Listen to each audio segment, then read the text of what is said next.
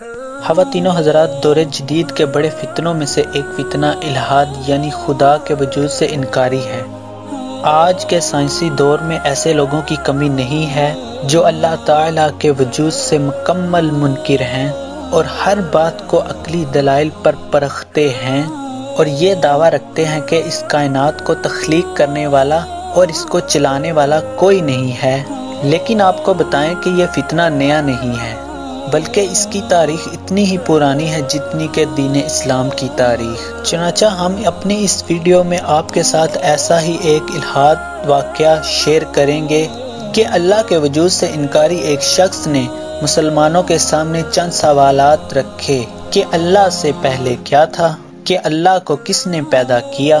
لیکن جب اس وقت بڑے بڑے علماء کشمکش میں مبتلا تھے تو پھر اس وقت اللہ تعالیٰ نے ایک 11 سال کے بچے کے ذریعے سے اس شخص کو کیسے ذلیل و رسوا کر کے رکھ دیا۔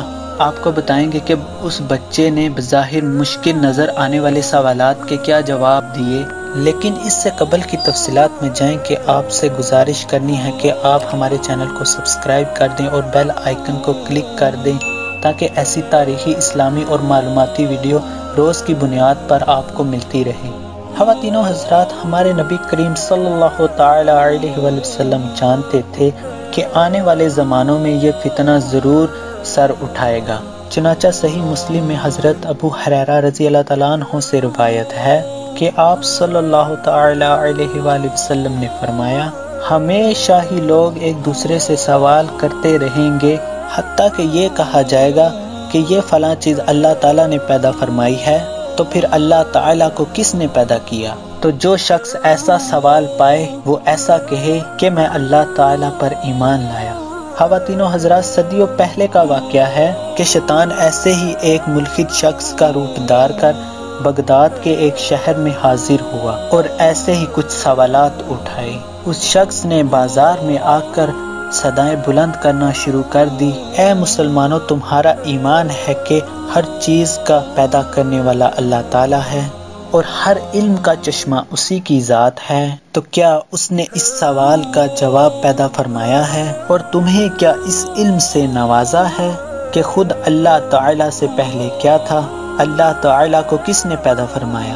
وہ ملحد شخص صرف اسی ایک سوال پہ نہ رکا کہ مسلمانوں کے ایمان کو آزمانے کے لیے اس نے کئی سوال کیے۔ اس نے کہا، اے مسلمانوں، آؤ مجھے بتاؤ، تمہارا ایمان ہے کہ تمہارا رب ہر چیز کو دیکھتا ہے، پھر یہ بتاؤ اس کا منہ کس طرف کو ہے؟ مسلمانوں، تم ایمان رکھتے ہو کہ تمہارے رب کا وجود ہے، پھر یہ بتاؤ کہ تمہارے رب کے وجود کی ساخت کیا ہے، وہ کس چیز سے مل کر بنا ہے؟ تم یہ بھی ایمان رکھتے ہو کہ اس زندگی میں نیک اعمال کرنے سے جنت ملے گی جہاں پر ہم ہمیشہ رہیں گے، اور جنت کے بارے کہا جاتا ہے کہ وہاں انسان کو حاجت نہیں ہوگی، اس کے جسم سے خزلہ خارج نہیں ہوگا، تو یہ کیسے ممکن ہے؟ اور یہ بات بھی تمہارے ایمان کا حصہ ہے کہ جو لوگ برے اعمال کریں گے ان پر آگ کا عذاب ہے، اور تمہارے ایمان کے مطابق جنات کو آگ سے پیدا کیا گیا ہے تو ان کو آگ کیا نقصان پہنچائے گی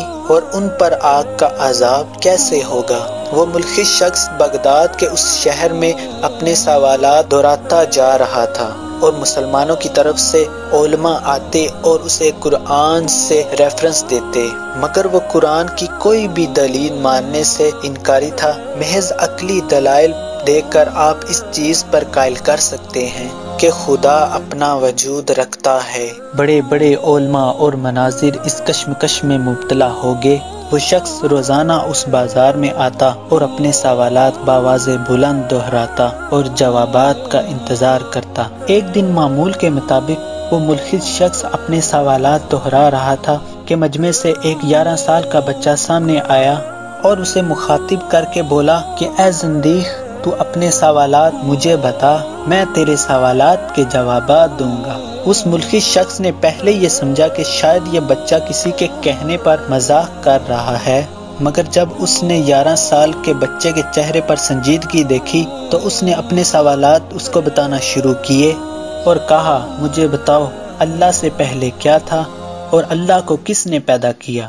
وہ بچہ بہت اطمینان سے مسکرایا اور اس نے پورے اعتماد سے اسے کہا کہ میں اس سوال کا تمہیں جواب دیتا ہوں، مگر اس سے پہلے تم 10 سے الٹی گنتی گننا شروع کرو۔ اس زندیق نے 10 سے الٹا گننا شروع کیا اور 1 پر آ کر رک گیا۔ اس بچے کے دوبارہ کہنے پر اس نے دوبارہ گنتی کی اور ہر بار 1 پر آ کر رک جاتا۔ اس کے رکنے پر بچے نے جب اصرار کیا کہ اس سے آگے بھی تو پڑھو، تو وہ ملحد شخص اکتا کر بولا کہ 1 سے پہلے کچھ نہیں ہے، 0 آتا ہے۔ تو وہ بچہ مسکرا کر بولا کہ اچھا، کہ گنتی میں 1 سے پہلے کچھ نہیں ہو سکتا، تو پھر وہ ذات جو واحد و یکتا ہے اس سے پہلے کیا ہو سکتا ہے؟ اس سے پہلے بھی کچھ نہیں تھا بلکہ 0 تھا۔ وہ ذات قدیم سے قدیم ہے، وہی ابتدا ہے اور وہی انتہا۔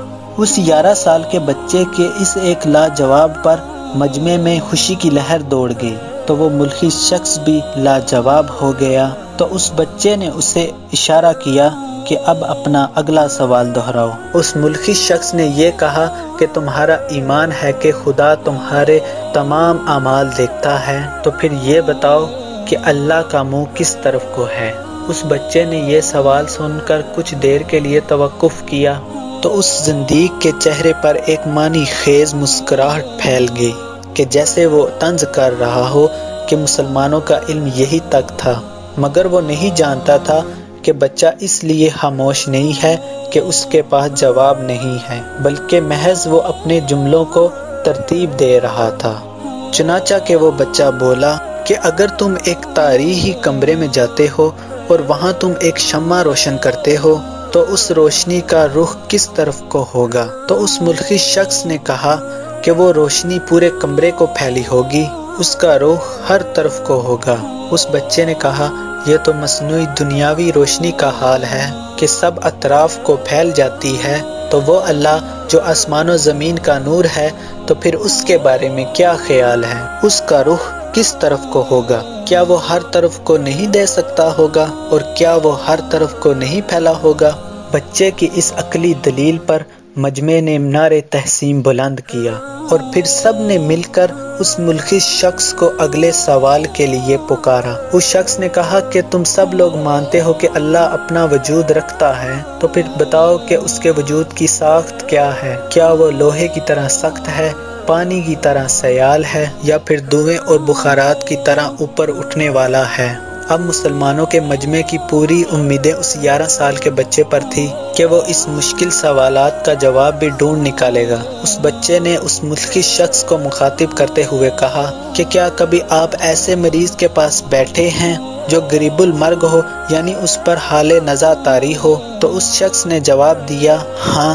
تو اس بچے نے کہا وہ آپ کے ساتھ بات کر رہا ہوگا، وہ پہلے متحرک تھا لیکن موت کے بعد وہ ساکن ہو گیا، اس کی یہ حالت کس نے بدل ڈالی؟ اس ملحد شخص نے یہ کہا کہ اس کے جسم سے روح نکل گئی۔ اس بچے نے کہا جب اس کی روح نکلی آپ وہی موجود تھے، اس روح کی تعریف کیجئے کہ آیا وہ لوہے کی طرح سخت تھی، پانی کی طرح سیال تھی، یا پھر دھوئیں اور بخارات کی طرح اوپر اٹھنے والی؟ اس ملحد شخص نے کہا کہ یہ میں کیسے بتا سکتا ہوں، اس روح کی تعریف کیسے کر سکتا ہوں؟ میں تو جسم سے اس روح کو نکلتے ہوئے دیکھ ہی نہیں سکتا۔ تو اس بچے نے کہا کہ تم اس جسم سے روح نکلتے ہوئے دیکھ نہیں سکتے، تو پھر اس ذات کو کیسے دیکھ سکتے ہو جو روح کا مالک ہے؟ اور جب روح کو مانتے ہو بغیر دیکھے ہوئے، تو پھر اس کے خالق کو کیوں نہیں مانتے؟ وہ ملحد شخص بچے کا یہ جواب سن کر خاموش ہو گیا اور اپنے مرے ہوئے لہجے میں اپنا آخری سوال دہرایا کہ تم لوگ یہ یقین رکھتے ہو کہ اس دنیا میں نیک اعمال کرنے سے جنت انعام میں ملے گی، جہاں پر مومنین ہمیشہ ہمیشہ کے لیے رہیں گے، مگر وہ جو کچھ کھائیں گے پیئیں گے مگر ان کے جسم سے خزلہ خارج نہیں ہوگا، یہ کیسے ممکن ہے؟ اور اس بچے نے کہا ہم آپ سب اور تمام کی تمام مخلوق رحم مادر میں 9 مہینے رہتے ہیں، کھاتے ہیں پیتے ہیں، لیکن گول و غراض نہیں کرتے، تو پھر جنت جیسی پاک اور صاف جگہ پر یہ سب ہم کیسے کر سکتے ہیں؟ یہ عین حقیقت ہے، یہ عین ممکن ہے کہ جنت میں ہم کھائیں گے پیئیں گے سب کچھ کریں گے لیکن گول و غراض نہیں کریں گے۔ اس شخص نے بے تابی سے اپنا اگلا سوال دہرایا کہ بد اعمال پر دوزخ میں ڈالا جائے گا جو بھڑکتی ہوئی آگ ہے۔ تمہارے ایمان کے مطابق جنوں کو اللہ تعالیٰ نے آگ سے تخلیق کیا ہے، تو آگ سے تخلیق ہونے والی مخلوق پر آگ کیسے نازل ہوگی؟ وہ اس کو کیسے تکلیف پہنچائے گی؟ تو اس پر بچے نے کہا کہ اس سوال کے جواب کے لیے مجھے ایک فعل کرنا پڑے گا اگر آپ ناراض نہ ہو۔ اس شخص نے حامی بری۔ اس بچے نے زمین سے مٹی کی کچھ مقدار اٹھائی اور اس ملحد شخص کے چہرے کی طرف پھینک دی اور اس کی آنکھوں میں ڈال دی۔ وہ شخص بگڑ کر بولا کہ یہ تم نے کیا کیا؟ اس بچے نے کہا جیسے اس مٹی سے یعنی تم کو جو مٹی سے بنا ہوا ہے تکلیف ہوئی ہے، ایسے ہی آگ بھی ان جنوں کو تکلیف دے گی۔ اور تم مجھے کہتے ہو کہ میں تمہیں اللہ دکھاؤں۔ میں تمہیں پوچھتا ہوں کہ تم مجھے وہ درد دکھاؤ جو مٹی ڈالنے پر تمہیں محسوس ہوا ہے، اس کے بعد میں تمہیں اللہ دکھاؤں گا۔ اس بچے کے اس بہترین جواب پر مجمع نے اسے کندھے پر اٹھا لیا اور نعرے تحسین بلند کرنا شروع کر دیے، اور یوں اس ملحد شخص کے فتنے کا اختتام ہوا۔ اللہ تعالیٰ نے محض ایک بچے کے ذریعے اسے ذلیل و رسوا کر دیا۔ خواتین و حضرات، تاریخ کی کتابوں کے مطالعے سے معلوم پڑتا ہے کہ ایسا واقعہ دو شخصیات سے منسوب ہے۔ پہلی محترم اور قابل قدر شخصیت امام جعفر کی شخصیت ہے۔ ان کے بارے میں فرمایا جاتا ہے کہ وہ بچہ امام جعفر تھے، اور دوسری جگہ کئی جگہ پر کہا جاتا ہے کہ وہ امام ابو حنیفہ تھے۔ بہرحال وہ بچہ جو بھی تھا، ان دونوں قابل احترام ہستیوں میں سے جو بھی تھا، یہ بات یقیناً کہی جا سکتی ہے کہ وہ بچہ اہل علم سے تھا، اور اس نے ایسے بہترین جوابات فراہم کیے جو آج کے زمانے میں بھی ملحد لوگوں کو عقلی دلائل پر پیش کیے جا سکتے ہیں۔ اسی دعا پر ہم اپنی ویڈیو کا اختتام کریں گے کہ اللہ تعالی ہمیں ایسے فتنوں سے محفوظ رکھے۔ خواتین و حضرات، اگر یہ ویڈیو دیکھ کر آپ کے علم میں اضافہ ہوا ہو تو اسے لائک کر کے اپنے دوستوں کو فیس بک، واٹس ایپ میں شیئر کر دیں، اور اگر ایسی ہی تاریخی، اسلامی اور معلوماتی ویڈیو آپ فیوچر میں بھی دیکھنا چاہتے ہیں تو محض چند سیکنڈ نکال کر ہمارے چینل کو سبسکرائب کر دیں اور بیل آئیکن کو کلک کر دیں تاکہ آپ کو ہر آنے والی ویڈیو ہماری بر وقت پہنچ سکے۔ کسی ایسی ہی معلوماتی ویڈیو ہم دوبارہ لائیں گے اور آپ کی خدمت میں پیش کریں گے۔ تب تک کے لیے اللہ حافظ۔